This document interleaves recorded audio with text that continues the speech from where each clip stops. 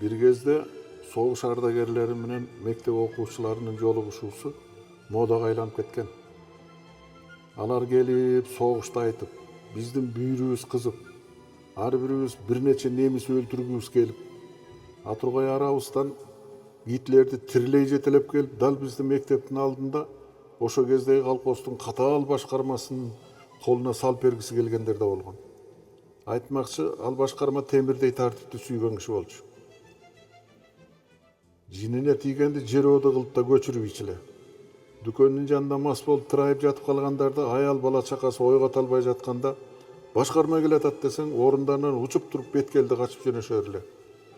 Айдоону машина менен тепсеткендер 50 сом, атчан бастыргандар 15 сом, жөө тебелеп кеткендер 5 сом айыпка жыгылчу. Ошентип бир ардагер менен бир нече ирет жолугушуп да жибердик. Алар маңызын эзип баягы эле анча чоң эрдиги жок тарыхын айтып киришет. Биз болсо отурабыз, мээбиз эзилип. Баарынан кызыгы тирүү немис көргөн эч ким жок.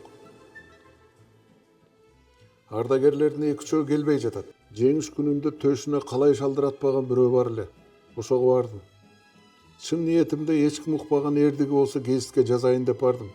Себеби ал кезде рай гезиттин штаттан тыш кабарчысы болуп, байма-бай макала жазып, гонорар алып, өзүмө окшоп тоодон келип окуган балдардын курсагын тойгузганга жарап калгам.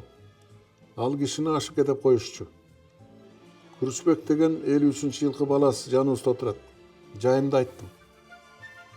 Эмне? Телегейиңер тегиз болуп эми согуш эле жетпей жатабы? Деди. Согушкандардын баары эле келип айтып берип жатат го. Эмне, биздин айылдан барып согушкандар да бар бекен. Көп экен да. Алар согушкан эмес. Чындап согушкандар өлдү. Булар көрүнгөн орустун артынан жашынып жүрүп аман калгандар. Деле кой, баатыр болуп. А сиз бардыңыз беле? Менби? Согушкабы? Бу силердин менден башка ишиңер жокпу? Эми эрдиктериңизден айтып берсеңизчи. Баары эле айтып атат го. Түшүнтөсүңөр анан. Болуптур.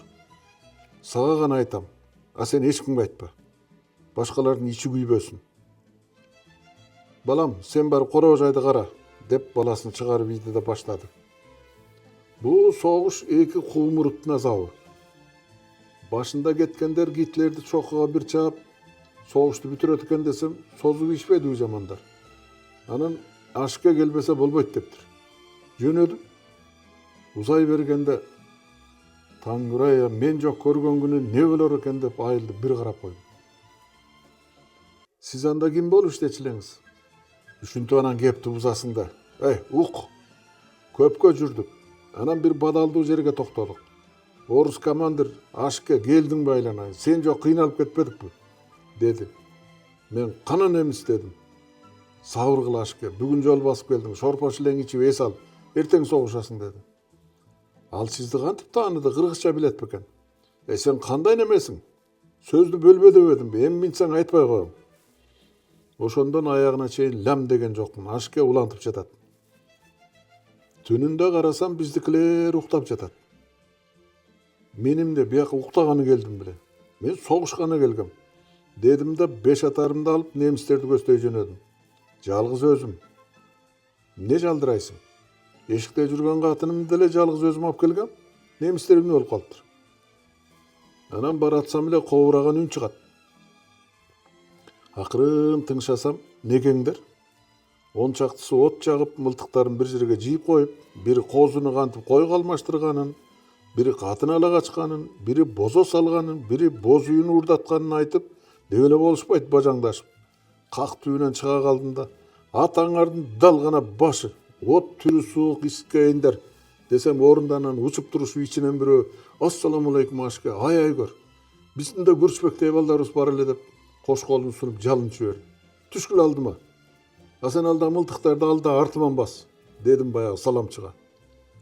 Жаныман жалжылдап өтүп баратканда бирөөсү, айланайын ашка, эмне кылсаң ошо кыл, асты башкармага алып бара көрбө деп буркурап ийди. Аларды айдап келсем баягы орус командир бырылдап уктап жатат. Көчүктөн ары тептим.